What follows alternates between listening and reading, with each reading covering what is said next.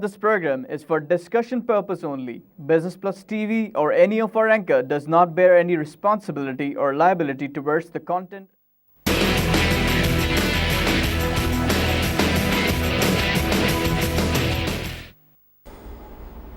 बिस्मिल्लाहिर्रहमानिर्रहीम। अस्सलामु अलैकुम नाज़रीन, कराची मरकज़ से मैं हूं आपका मेज़बान खलील अहमद।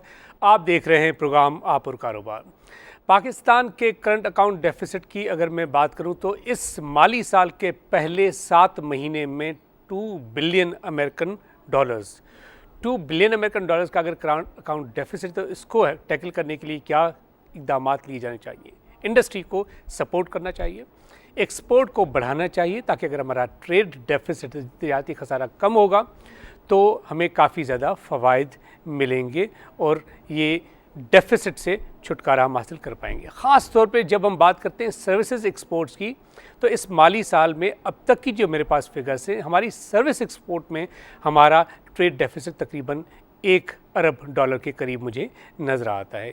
क्या ऐसे इक़दाम किए जाने चाहिए जिसके ज़रिए हम अपनी सर्विसेज को बढ़ा पाएँ। ख़ास तौर पे हम बात करते हैं कूलिंग के हवाले से, हीटिंग के हवाले से, जो टेक्नोलॉजी है इसकी सर्विसेज को एक्सपोर्ट करने के हवाले से पाकिस्तान से काफ़ी ज़्यादा इस तरह की सर्विसेज एक्सपोर्ट की जा सकती हैं अगर हुकूमती सपोर्ट हो और मज़ीद इसमें सरमायाकारी हो सके तो।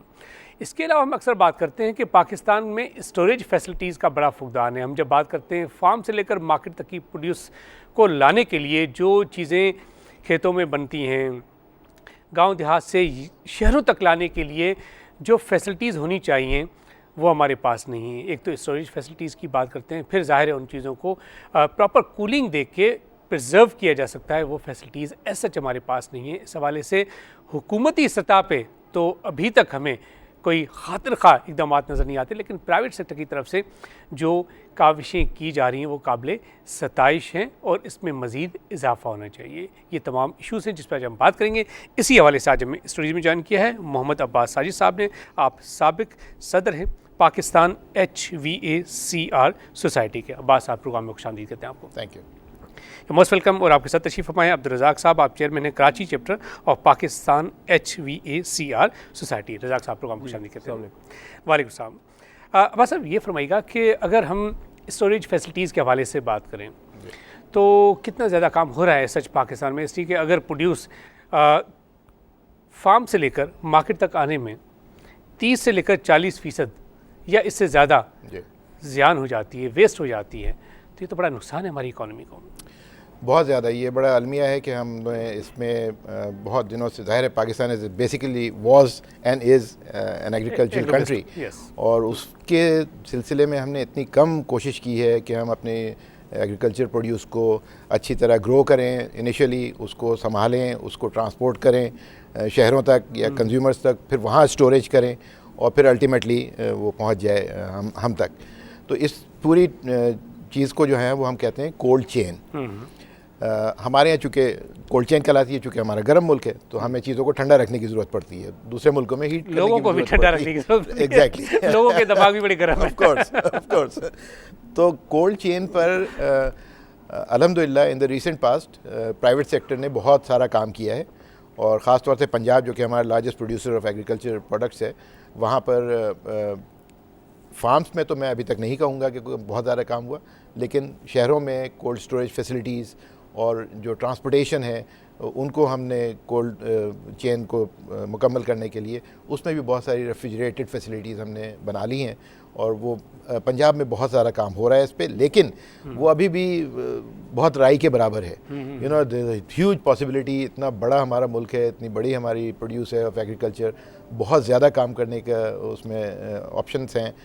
प्लस हमें हुकूमत की तरफ से कुछ इंकरेजमेंट चाहिए।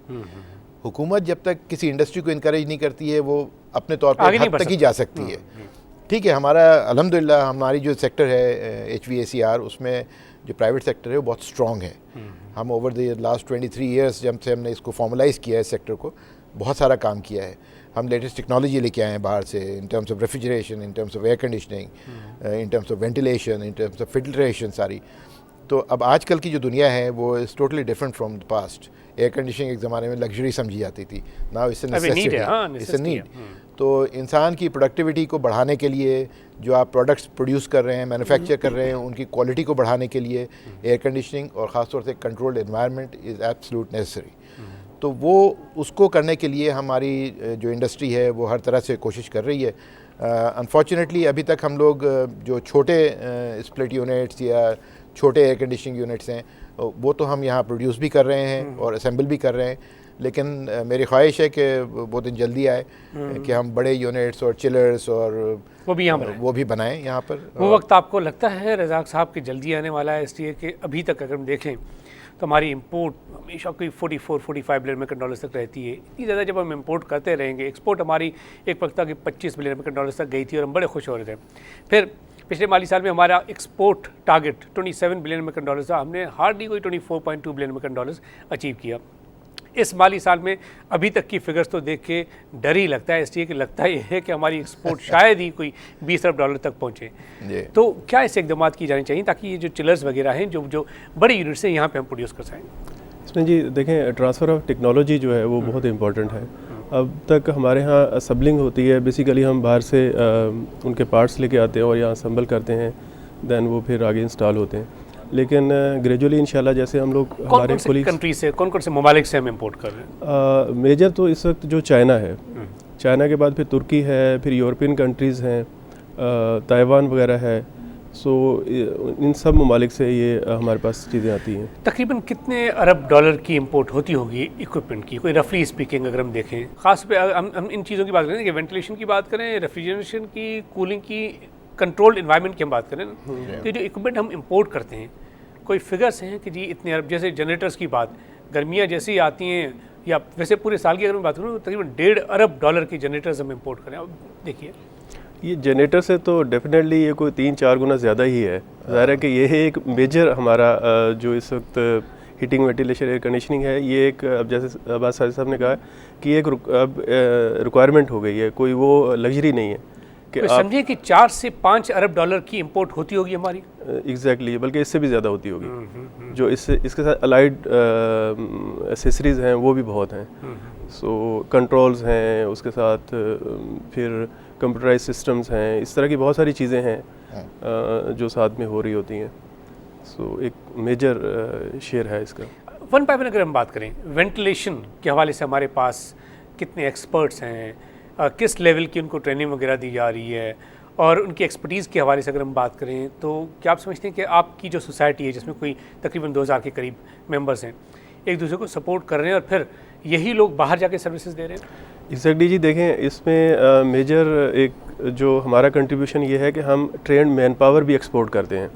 मतलब हमारा पाकिस्तान इंजीनियरिंग काउंसिल के साथ लास्ट ईयर से एक हमने एग्रीमेंट साइन किया है कि हम उनके बिहाफ के ऊपर ट्रेनिंग्स भी देते हैं।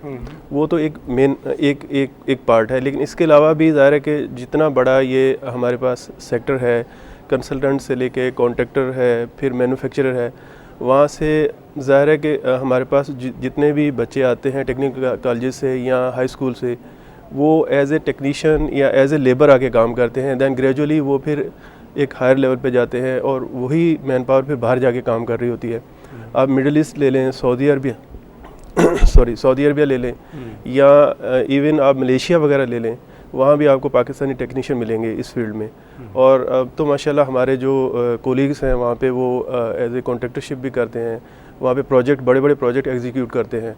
सो ये हमारे लिए एक ऑनर है, हमारे कंट्री के लिए, पाकिस्तान के लिए, हमारे लिए कि हम बाहर जाके, पहले तो बाहर के लोग हमारे पास आके काम करते थे, अब हम लोगों ने भी जाके कुछ डिलीवर करना शुरू किया है। वंडरफुल। सो देखिए ना, पिछले माली साल में पाकिस्तान में जो तरसीलात आई थी, रेमिटेंसेस आए थे, 18.5 बिलियन अमेरिकन डॉलर्स की रेमिटेंसेस आए थे। और इस माली साल में मैं तो समझता हूँ अब्बास साहब कि देयर इज़ अ पॉसिबिलिटी कि तकरीबन 20 अरब डॉलर तो आएंगे। और ये बेसिकली वही है कि हमारे एक्सपर्ट्स, हमारे technicians, well train skilled workforce बाहर जा रही है, वो जाके काम करें। आप तो you are having some designation, ये जो एशवे है यूएस की। जी, मैं एशवे का सब रीजनल चेयर हूँ साउथ एशिया, जिसमें इंडिया, पाकिस्तान, बांग्लादेश और श्रीलंका ये सारे एरियाज मेरे अंडर में आते हैं। तो एशरे जो है ये एक वर्ल्ड वाइड ऑर्गेनाइजेशन है, international organisation. Basically it started from the US, इसीलिए वो American society of heating, refrigerating and air conditioning engineers कहलाती थी। 2-3 साल पहले मेंबर्स की डिमांड ये आई कि there are now sizeable number of members outside of the US, तो इसको अमेरिकन सोसाइटी ना कहा जाए। अब कोई 60,000 के करीब तो है, 60,000 मेंबर्स हैं हमारे माशाल्लाह, और अब इसको अमेरिकन सोसाइटी नहीं कहते, वो एशरे कहते हैं सिर्फ, ठीक है ना। तो इस हवाले से हमारा लिंकेज जो है वो वर्ल्ड वाइड हो जाता है। ASHRAE has a huge resource pool, उनके डिस्टिंग्विश लेक्चरर्स होते हैं जिनको हम हर चैप्टर जो है, पाकिस्तान में 3 चैप्टर्स हैं एशरे के, एक कराची बेस्ड है, एक लाहौर और एक इस्लामाबाद। तो हम हर चैप्टर इंटाइटल्ड होता है to inviting 2 distinguish lecturers from ASHRAE. उसका खर्चा भी एशरे देता है ट्रैवलिंग का, और हम अपने रिक्वायरमेंट के हिसाब से हमारे जो लोकल मेंबर्स हैं उनकी क्या रिक्वायरमेंट है उसके हिसाब से एक्सपर्ट्स को बुलाते हैं, उनसे यहाँ लेक्चर्स कराते हैं, वर्कशॉप्स कराते हैं, ट्रेनिंग्स कराते हैं।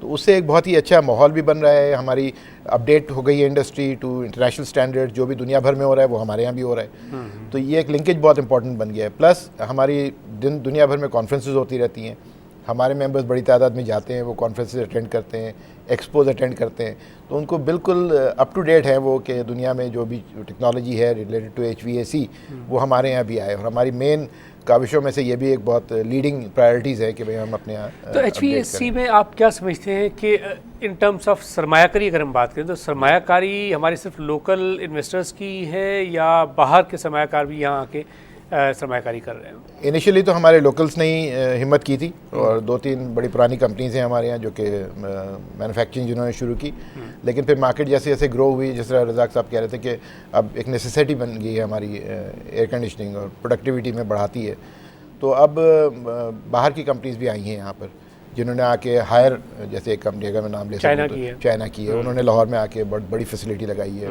वो वहाँ पर प्रोड्यूस कर रहे हैं।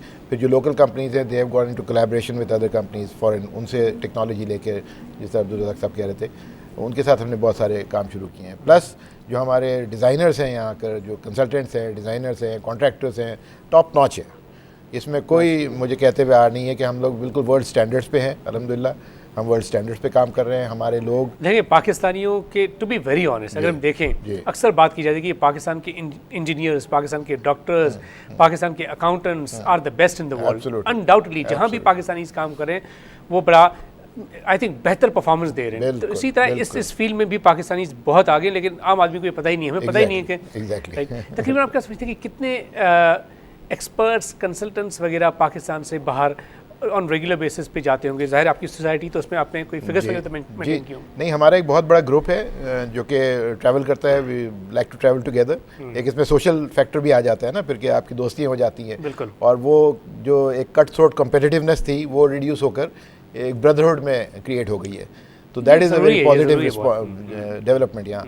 तो हमारा एक ग्रुप है जो कि हम लोग कराची, लाहौर, इस्लामाबाद से मिला के तकरीबन 50-60 लोग हैं जो कि रेगुलरली ट्रैवल करते हैं टू इंटरनेशनल इवेंट्स, लोगों को बाहर से बुलाते हैं, हम पार्टिसिपेट करते हैं।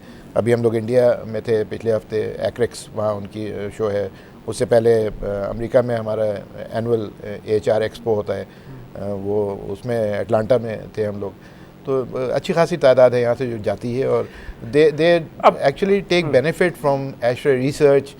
एशरे की जो जर्नल्स हैं, एशरे की जो कोड्स, स्टैंडर्ड्स हैं, उनको हम रेगुलरली यहाँ फॉलो करते हैं। कितने एम्प्लॉयज़ होंगे पूरे पाकिस्तान में आपकी इस फील्ड में? बड़ा मुश्किल है एस्टिमेट करना, लेकिन ह्यूज जिस तरह अब्दुल रज़ाक साहब ने कहा, अब मिलियंस में। यस, एब्सोल्युटली मिलियंस में, बिल्कुल। लेकिन कोई एग्जैक्ट फिगर नहीं है, होंगे 4-5 मिलियन होंगे 4-5 मिलियन डेफिनेटली होंगे, डायरेक्ट एंड इनडायरेक्ट। हमारे इसके साथ साथ बहुत सारी सपोर्टिंग इंडस्ट्री आ जाती हैं, इलेक्ट्रिकल केबलिंग वाले हैं, कंट्रोल्स वाले हैं, और बहुत सारे वेल्व वाले हैं, पाइप वाले हैं, ये सारे हमारी एलाइड इंडस्ट्री के साथ आ जाते हैं। तो वो फिर एक बहुत बड़ा हमारा सेगमेंट बन जाता है इन द इकोनॉमी। रज़ा साहब, अगर कंपैरिजन कर लें आपकी कूलिंग, रेफ्रिजरेशन, वेंटिलेशन, ये जो टेक्नोलॉजी हम यहाँ पे इस्तेमाल कर रहे हैं, जितनी सरमायाकारी यहाँ पे हुई, आप क्या समझते हैं कि India, China, Bangladesh, Vietnam, Iran, Afghanistan कहाँ देख रहे हैं अपने आप को इन टर्म्स ऑफ कंपटीशन?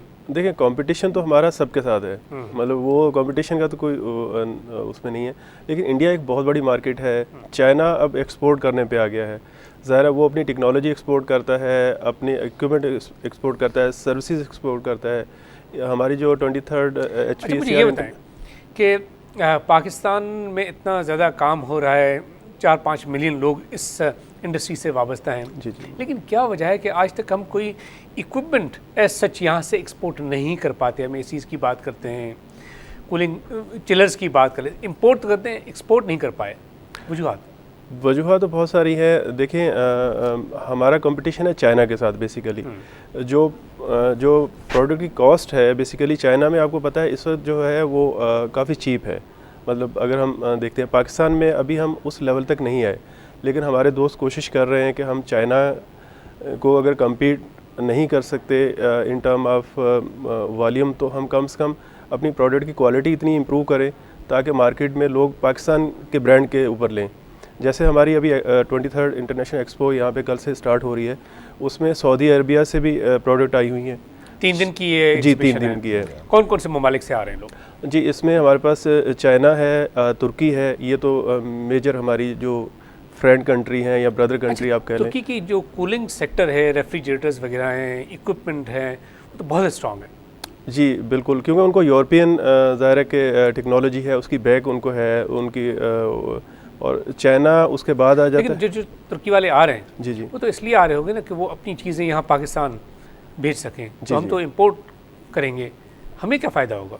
क्या कोई कॉस्ट वाइज प्राइस वहाँ जो चार्ज करते हैं कंपेरेटिवली अगर हम चाइना से मंगवाएं तो कम पड़ेगी? देखें जो हमारे जिस तरह के हमारे हालात रहे हैं उसमें अब इन बाहर जो हमारे तुर्की या चाइना के जो डेलीगेट्स आए हैं वो अपनी प्रोडक्ट लेके आए हैं, वो इन्वेस्टमेंट के लिए आए हैं, तो हमारे लिए एक बड़ा ऑनर है और अपॉर्चुनिटी है ख़ास तौर पे पाकिस्तान के लिए कि हम उनको कैश करें, और जब सरमायाकारी आएगी तो जॉब्स ओपनिंग होगी। और ये 2 वे है, मतलब वो हमारे पास आएंगे तो ज़ाहिर है कि यहाँ से फिर एम्प्लॉयमेंट भी हो सकती है, यहाँ से लोग वहाँ जाके काम करेंगे। सो हमारे लिए भी बेनिफिट होगा कि हम तुर्की के साथ जॉइंट वेंचर करें या उनकी प्रोडक्ट को यहाँ पे इंट्रोड्यूस करवाएं, और एक बेहतर प्रोडक्ट हमारे पास, बेहतर टेक्नोलॉजी होगी as compare to other countries. इसमें थोड़ा सा मैं भी ऐड करूँगा, इसमें 1-2 चीज़ें और भी हैं फैक्टर्स जिससे कि हम इंटरनेशनलाइज नहीं हो पाए। एक तो इनपुट कॉस्ट्स जो है ना हमारे यहाँ यूटिलिटीज़ की, उसकी रिलायबिलिटी और उसकी कॉस्ट दोनों इतनी, और अवेलेबिलिटी एग्जैक्टली वो इतनी ख़राब है कि हमारे अच्छे खासे जो चलते हुए सेक्टर्स थे वो भी ख़राब हो गए। टेक्सटाइल्स आप ले लें, हम ऑर्डर्स पूरे नहीं कर पाते, टाइम पे डिलीवरी नहीं दे पाते। तो इसी तरह से हम लोग, एक तो ये फैक्टर है कि हमारी कॉस्ट मैन्युफैक्चरिंग की जो आती है वो बढ़ जाती है compare to importing it from China. दूसरा हमारा एक माइंडसेट है, अनफॉर्चुनेटली हमारे कंट्री में लोगों को एक्सपोर्ट ओरिएंटेड नहीं बनाया गया। कोई भी कोई कारोबार शुरू करता है तो वो यही समझता है कि मैं कराची के लिए करूँगा, ये बहुत से बहुत चला जाऊँगा तो लाहौर या इस्लामाबाद चला जाऊँगा। वो एक्सपोर्ट ओरिएंटेड थिंकिंग नहीं है हमारी, हमने कभी नहीं किया। ये जो हम लोग कर रहे हैं एक्सपोज और कॉन्फ्रेंसेज, इसका एक मकसद ये भी है कि लोगों को एक्सपोजर दिया जाए टू इंटरनेशनल मार्केट्स। हम खुद जा रहे हैं, लोगों को बुला रहे हैं, देयर आर पार्टनरशिप्स ग्रोइंग, उससे एक इंटरनेशनलाइज करना है पाकिस्तान के मार्केट को। और ये बहुत हद तक हो गया है, जिस तरह मैं बता रहा था आपको पहले कि हमारे जो कंसल्टेंट्स हैं, डिज़ाइनर्स हैं, कॉन्ट्रैक्टर्स हैं, ये दूसरे मुल्कों में जाके अब काम कर रहे हैं। पहले नहीं होता था, लेकिन इन्हीं सब काविशों की वजह से और कोशिशों की वजह से अब हम अल्हम्दुलिल्लाह बाहर के प्रोजेक्ट्स डिज़ाइन भी कर रहे हैं, बाहर के प्रोजेक्ट्स एग्जीक्यूट भी कर रहे हैं, और एक पाकिस्तान का नाम है। एम्प्लॉयमेंट अगेन हमारे यहीं से लोग जाते हैं वहाँ काम करने के लिए, उनको अच्छी एम्प्लॉयमेंट मिलती है। एक दोस्त हैं बड़े अच्छे, उन्होंने कहा कि यार आप अगर इंडिया चले जाएँ तो इंडिया में बिजनेसमैन को सब लोग भगवान का दर्जा देते हैं। वो कहते हैं कि जी ये वो बंदा है जिसकी वजह से लोगों को नौकरियां मिल रही हैं, ये वो बंदा है जिसकी वजह से हमारे मुल्क की मईशत में बेहतरी आ रही है। बिल्कुल, हमारे मुल्क में चले आप भगवान की बात ना करें, कम से कम उनको फैसिलिटेट तो करें। फैसिलिटेशन भी आप समझते हैं कि ऐसा हुकूमत की तरफ से नहीं है? नहीं, टैक्सेशन के मसाइल बहुत ज़्यादा हैं। बहुत ज़्यादा, उस पर तो जा ही मत आप। इतना बड़ा वो फील्ड है कि उस पर तो हम बहुत दिनों तक बात कर सकते हैं। टैक्सेशन देखें, मैं थोड़ी सी एडवाइस दूंगा इसमें ज़रूर, टैक्सेशन पे गवर्नमेंट के लोग भी सुन रहे होंगे। टैक्सेशन को सिंपल बनाइए, टैक्सेशन ऑफिसर से हमें दूर रखिए, ठीक है ना। यहाँ दूर बहुत दूर। आप दुनिया में जहाँ भी अच्छी इकोनॉमीज़ देखेंगे और लोगों को अच्छा बिजनेस करते हुए देखेंगे, वहाँ आप ऑनलाइन टैक्स फॉर्म भरते हैं, बिल्कुल ऐसा है, और एक ट्रस्ट होता है between the tax authorities and the businessman, बिल्कुल, ठीक है ना। यहाँ पर टोटल मिसट्रस्ट है। आप कुछ भी करते रहें, वो आकर आपके दफ्तर में बैठ जाएंगे, आपसे 50,000 तरह की हैरासमेंट होती है। बीच में कुछ दिनों के लिए होता है एग्जैक्टली तो बीच में कुछ दिनों के लिए ये जब यूसुफ अब्दुल्ला साहब आए थे फाइनेंस मिनिस्टर, आपको याद होगा, तो उस ज़माने में ये सारी चीज़ें काफ़ी इम्प्रूव हुई थी और image of the tax organisation या जो इनकी है वो बहुत इम्प्रूव हुई थी और रेवेन्यू कलेक्शन बढ़ गया था विदाउट डूइंग एनीथिंग, बस just giving confidence to the businessman कि भाई आप इसको करें। तो हमारी economy is totally into tatters, मैं कहूँगा। उसको इम्प्रूव करने के लिए government has to wake up and take measures, take steps कि भाई क्यों ये हो रहा है हमारा। अभी nobody is bothering to look into the factors which are affecting our economy. बातें तो हम बहुत कर रहे हैं, हम जाके IMF से कर्जा लेके आके समझते हैं हम कमा के ले आए, तो this is not on. Agreed. आपको अपनी कोर इकोनॉमी को बढ़ाना है, बिल्कुल। उसको जब तक आप फैसिलिटेट नहीं करेंगे, अपने बिजनेसमैन को ऑन बोर्ड नहीं लेंगे, उनको कॉन्फिडेंस नहीं देंगे, इन्वेस्टमेंट को बढ़ाएंगे नहीं। हम लोग ले जाके अपना पैसा दुबई में इन्वेस्ट कर रहे होते हैं, मलेशिया में इन्वेस्ट कर रहे होते हैं, अब साउथ अफ्रीका जा रहे हैं लोग, और अफ्रीकन कॉन्टिनेंट ओपन अप हो गया है, ईरान अब ओपन अप हो गया है, people are going there all the time.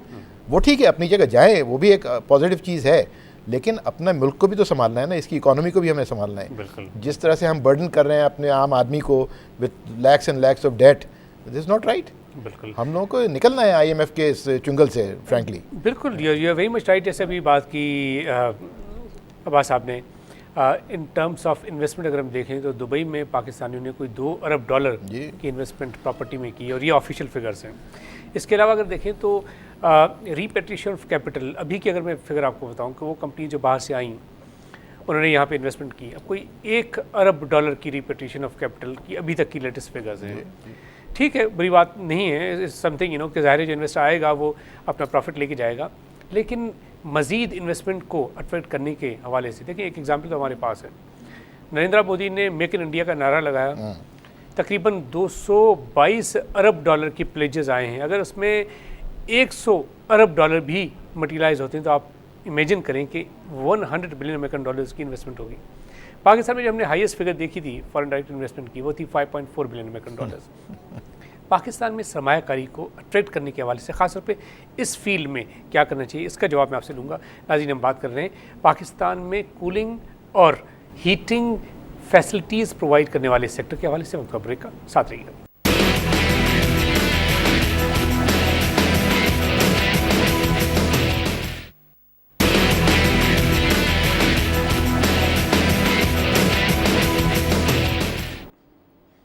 Welcome back नाज़रीन।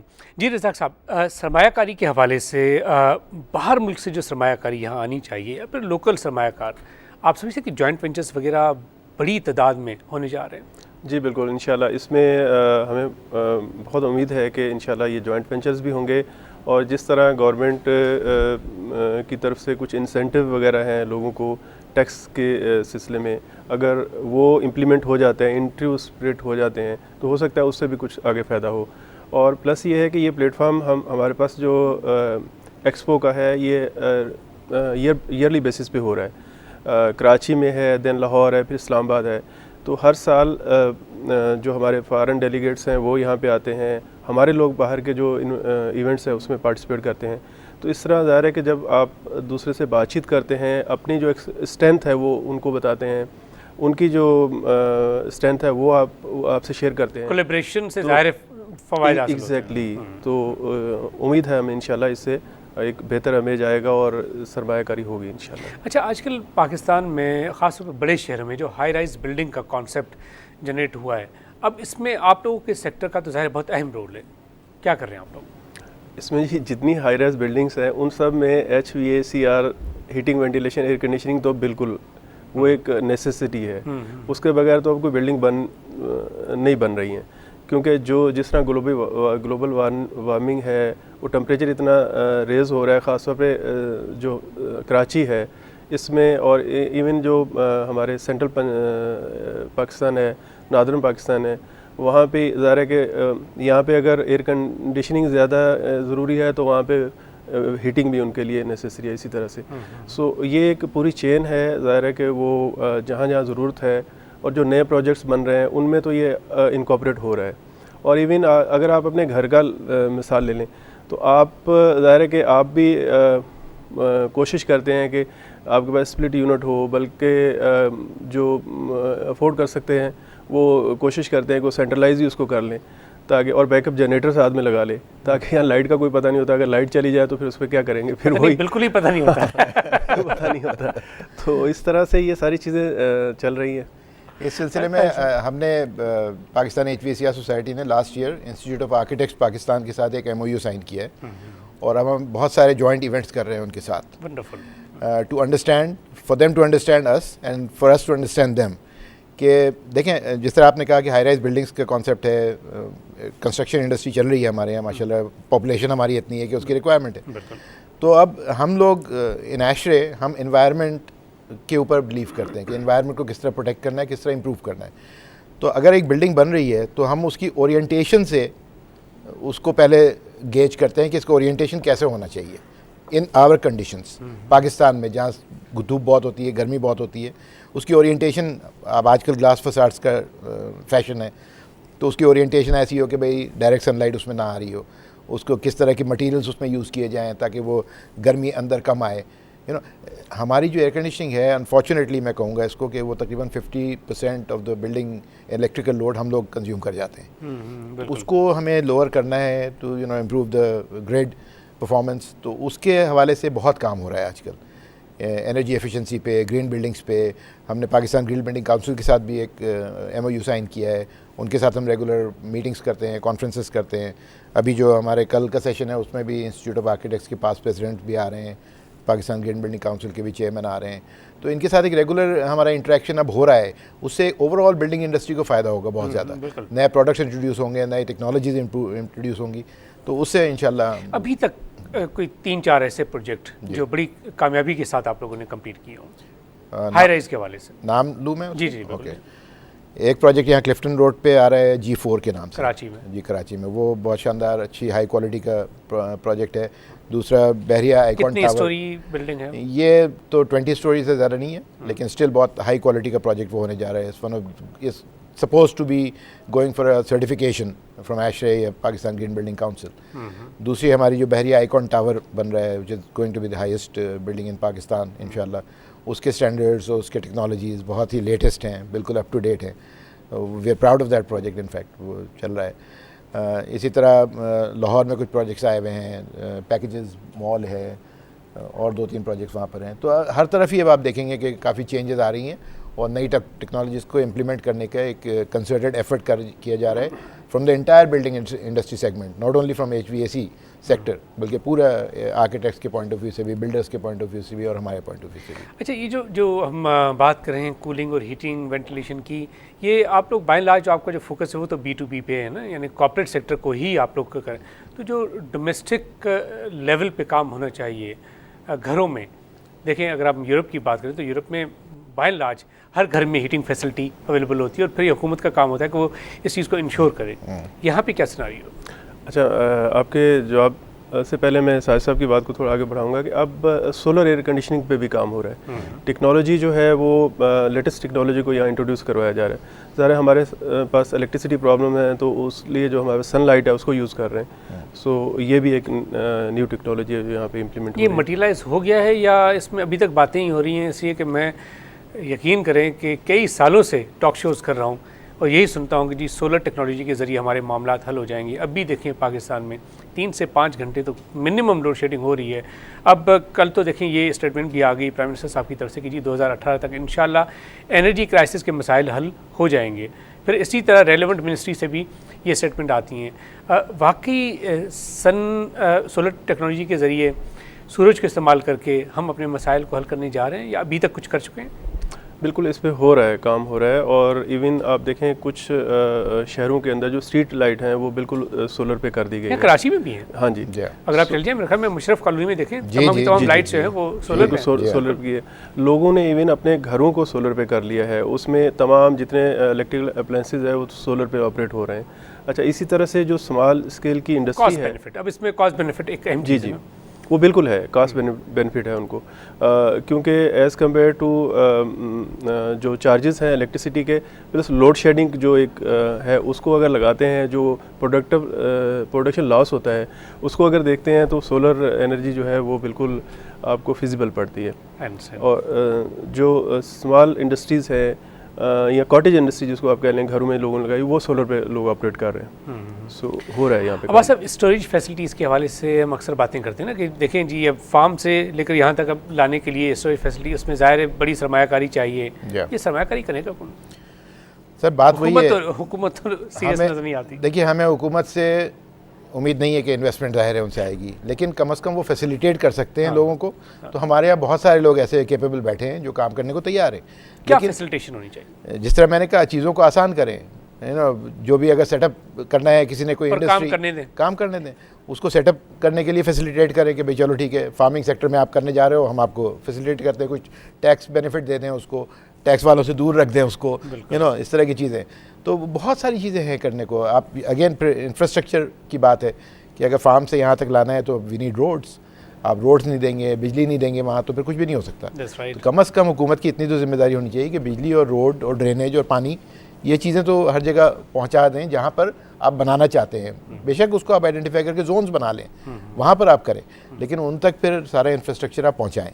आप जो सोलर और इसकी बात कर रहे हैं, तो आपने देखा होगा कि हमारे यहाँ विंड टर्बाइंस पे भी काम हुआ, लेकिन वो सक्सीड नहीं किया फॉर द प्राइम रीज़न कि जी हम इंफ्रास्ट्रक्चर वहाँ तक नहीं पहुँचा सक रहे। हम जो फैसिलिटी देनी है, जो हमने प्रॉमिस की थी उनसे, वो नहीं कर पाए। तो यहाँ जमपीर में ही आप देखें कि अभी आपको तमाम चीज़ें नजर आएंगी। कोई 50 मेगावाट का प्रोजेक्ट है, लेकिन एज सच कोई चीज़ मटीरियलाइज होते हुए नहीं दिख रही। नहीं, इसीलिए नहीं हो रही कि उनको हम जो हमने प्रोमिस किए हैं उनसे, वो हम उनको फुलफिल नहीं कर पा रहे हैं। वो बेचारे इन्वेस्टमेंट करके फंस गए। अब आगे जो दूसरा आने वाला है वो इन्वेस्टमेंट नहीं करेगा, बिकॉज देखें, रियलिस्टिक होना चाहिए ना। Return on investment is very important for any foreign investment to come in. आप उसको एक साइजेबल रिटर्न देंगे रिस्क फैक्टर के साथ, तभी तो आएगा वो आएगा। तो अगर हम वो जो प्रोमिस की है कि भाई हमें तुम रोड भी देंगे, तुम्हें ग्रिड भी वहाँ पहुँचा के देंगे, वो आप नहीं दे रहे हैं, या अपने ग्रिड में उसको एक्सेप्ट नहीं कर रहे हैं विद अ प्रॉपर टैरिफ जो आपने प्रॉमिस किया है उनसे, तो फिर तो नहीं होता मामला। क्या फिर ये कह देते हैं कि भाई अब सरमायाकारी की अब खुद ही भुगतो?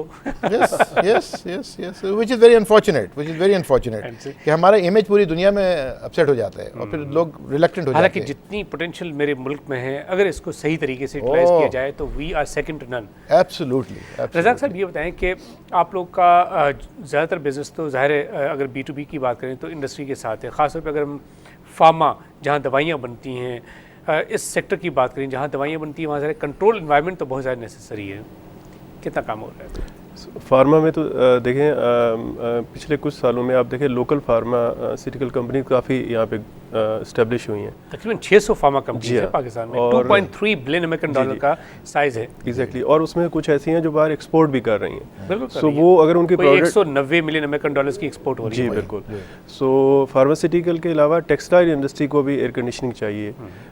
इसी तरह हॉस्पिटल हैं, आपका फूड चेन है। सो ये तो एक ना ख़त्म होने वाला है, ज़ाहिर के डिमांड बहुत ज़्यादा है, लेकिन एज सच इन्वेस्टमेंट इतनी ज़्यादा शायद इस सेक्टर में नहीं हो रही, या हो रही है?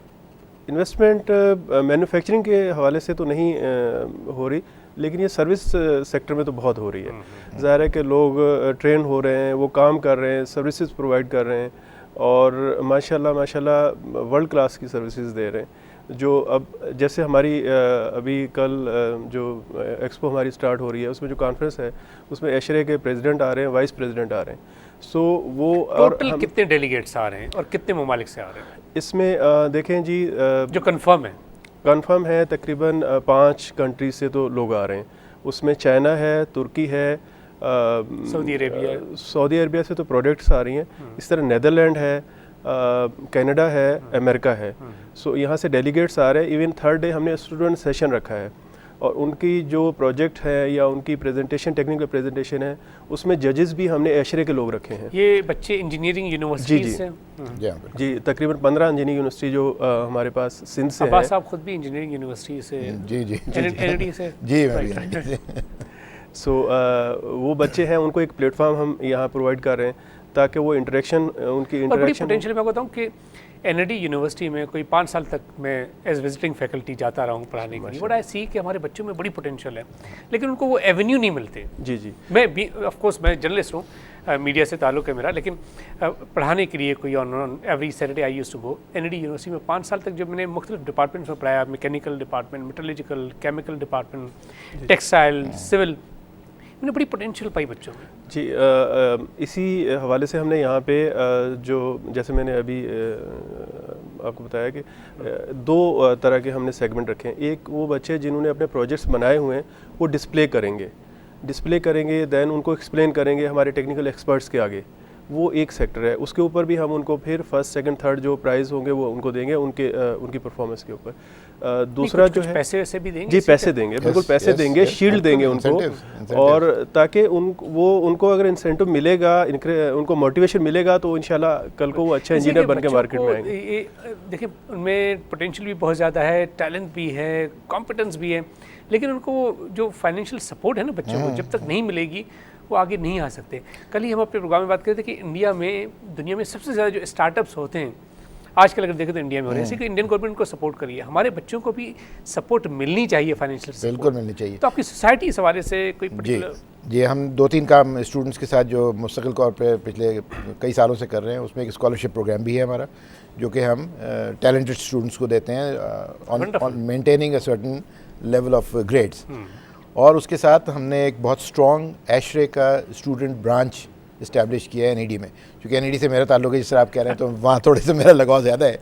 तो वैसे तो स्टूडेंट आपका लगाव तो हर यूनिवर्सिटी से होना चाहिए कि तमाम यूनिवर्सिटीज़ हमारे मुल्क की यूनिवर्सिटीज़ हैं। बिल्कुल, हमारे इस वक्त सिंध में 8 यूनिवर्सिटीज़ हैं जिनमें हमारी स्टूडेंट ब्रांचेज हैं। ग्रेट। और एनईडी की जो स्टूडेंट ब्रांच है is one of the most active ones, और उनके यहाँ रेगुलर हम प्रोग्राम्स करते हैं, हम लोग भी विजिट करते हैं उनको, उनके बच्चों को बुलाते हैं। अभी आज हमारे पास उनके 50 वॉलंटियर्स आ रहे हैं वंडरफुल हमारे कॉन्फ्रेंस को कंडक्ट करने के लिए और एक्सपो को देखने के लिए। तो उनके टीचर्स भी आते हैं, हमारा रेगुलर इंटरेक्शन है उनके साथ। फिर हम उनके प्रोजेक्ट के जिस तरह बता रहे हैं रज़ाक साहब, वो हम डिस्प्ले करेंगे वहाँ पर, उसको असेस करवाएंगे फ्रॉम द इंडस्ट्री एक्सपर्ट्स कि वो किस तरह के प्रोजेक्ट्स हैं, किस लेवल के हैं, इम्प्लीमेंटेबल है या नहीं है in the real life scenario. इसी तरह हम उनकी प्रेजेंटेशंस ले रहे हैं, टेक्निकल प्रेजेंटेशंस हैं ऑन डिज़ाइन, उसको भी हम असेस कराएंगे, उसमें भी हमने अवार्ड्स रखे हुए हैं। तो इस तरह की इंकरेजमेंट हम मुस्तकिल कर रहे हैं। देन अगेन हमने एक ओपन डे वहाँ पर शुरू किया हुआ है रेगुलर बेसिस पे, कि हम अपने एक्सपर्ट्स को, अपने एम्प्लॉयर्स को वहाँ लेके जाते हैं यूनिवर्सिटी में, वहाँ जाके हम पूरा एक ओपन डे सेशन करते हैं।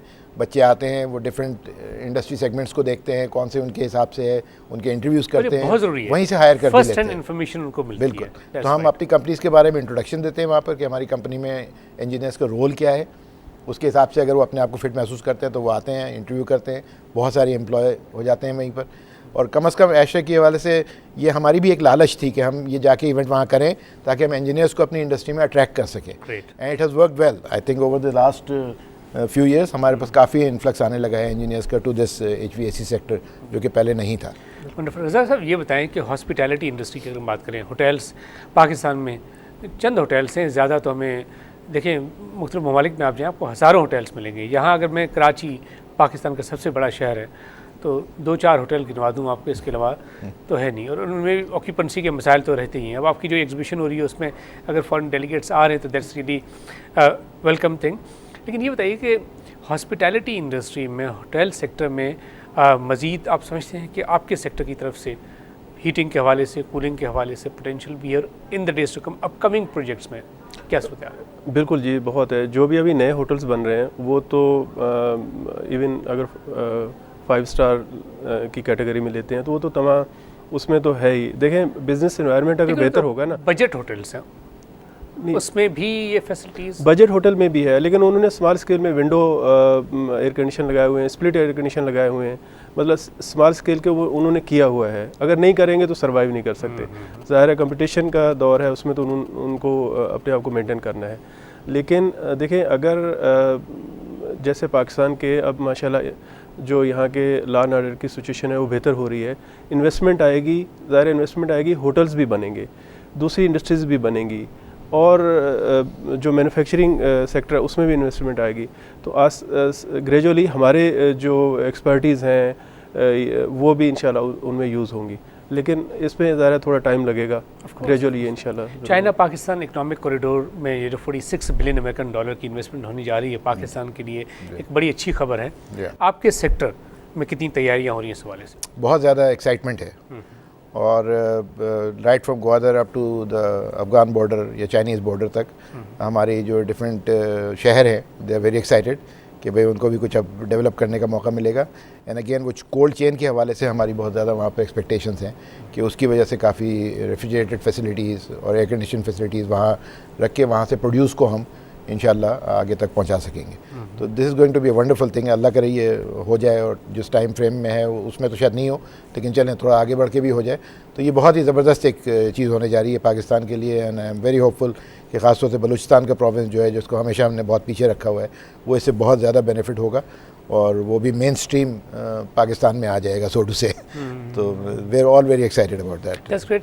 अच्छा, सूबा सिंध में मैंने कुछ गांव देहात का विज़िट किया और वहाँ पे जो फैसिलिटीज़ मैंने देखी, मॉडल विलेज, ख़ास तौर पे यहाँ हैदराबाद के पास ही टंडो लहियार में एक मैंने गांव देखा। वहाँ पे उन्होंने तकरीबन हर फैसिलिटी, स्टोरेज फैसिलिटीज़, बड़ी state of the art storage facilities वगैरह की थी। लेकिन वो एंटरप्रेन्योर हैं। आपके सेक्टर की तरफ से क्या कोई ऐसे प्रपोजल्स जाते हैं उन लोगों को जिनको इन चीज़ों के बारे में कुछ पता ही नहीं है, उनको बता दिया जाए कि जी देखिए, अगर आपकी, हम हमेशा कहते हैं ना कि कॉस्ट बेनिफिट एनालिसिस किए जाना चाहिए, आपकी प्रोड्यूस ही जब वेस्ट हो जाती है पहुँचते पहुँचते, अगर आप ये स्टोरेज फैसिलिटीज़ वहाँ पे बनाएं तो आपको बेनिफिट्स मिलेंगे ऑल द टाइम। ये हमारी एक कंटिन्यूस एफर्ट है ओवर द ईयर्स। हमारे जो एक्सपर्ट्स हैं वो डिफरेंट एरियाज़ के रहने वाले हैं और वो बहुत एक्सट्रीम नॉर्दर्न एरियाज़ में भी गए हैं। वहाँ पर हाउसिंग फैसिलिटीज़ उन्होंने डेवलप की हैं जो कि विंटर से प्रोटेक्ट करती हैं आपको, जो कि ऑलमोस्ट इम्पॉसिबल था पहले वहाँ पर रहना। वो ऐसी हमने मटेरियल्स इस्तेमाल किए हैं और फैसिलिटीज़ बनाई हैं जो कि नॉर्दर्न एरियाज़ के लोगों के लिए बहुत ही ज़बरदस्त है। इसी तरह आप अगर ग्वादर साइड पे चले जाएं तो ऑल अलॉन्ग द रोड आप देखेंगे कि बहुत सारी हमने विंड टर्बाइंस भी आपको लगी हुई नज़र आएंगी और सोलर भी आपको नज़र आएगा और उससे एयर कंडीशनिंग भी चल रही है। बहुत सारी चीज़ें हैं, it's very exciting. And again Abdul Razzaq साहब जो बात कर रहे थे उसको मैं थोड़ा सा आगे बढ़ाऊँगा कि these are very critical and I would say exciting times for Pakistan. देखिए, कुछ साल पहले हम लोग बहुत बुरे हालत में थे, ये हमें मानना पड़ेगा। अब थिंग्स आर लुकिंग अप, बिल्कुल, है ना। जो लॉ एंड ऑर्डर सिचुएशन है कंट्री में वो भी बेहतर हुई है। और अब ये जो हमारी एक्सपो हो रही है, कल से जो शुरू हो रही है, इसमें फॉरेनर्स के इतनी तादाद में आना एक टेस्टमेंट है कि भाई they are more confident about Pakistan, they feel easy. तो हम इसको एडवांटेज लेकर आगे बढ़ना है हमें। दरअसल उम्मीद करते हैं कि मज़ीद बेहतर सिनारियो हम देख पाएंगे। अब्बास साहब, thank you so much, it was really great having you on the show. Razak साहब, thank you so much for coming over. Well नाज़रीन, उम्मीद है आपको मेरा आज का प्रोग्राम पसंद आया होगा। आप अगर फीडबैक देना चाहते हैं तो फेसबुक और ट्विटर के ज़रिए फीडबैक दे सकते हैं। अब तक के लिए इतना ही। अपने मेज़बान खलील अहमद और हमारी पूरी प्रोडक्शन टीम को इजाज़त दीजिए। अल्लाह हाफ़िज़।